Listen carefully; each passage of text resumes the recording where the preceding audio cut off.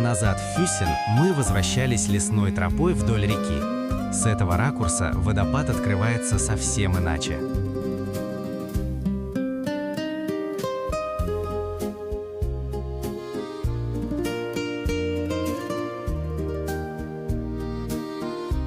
Именно здесь, в скалу, встроен бюст короля Максимилиана II, который когда-то тоже любовался этими видами.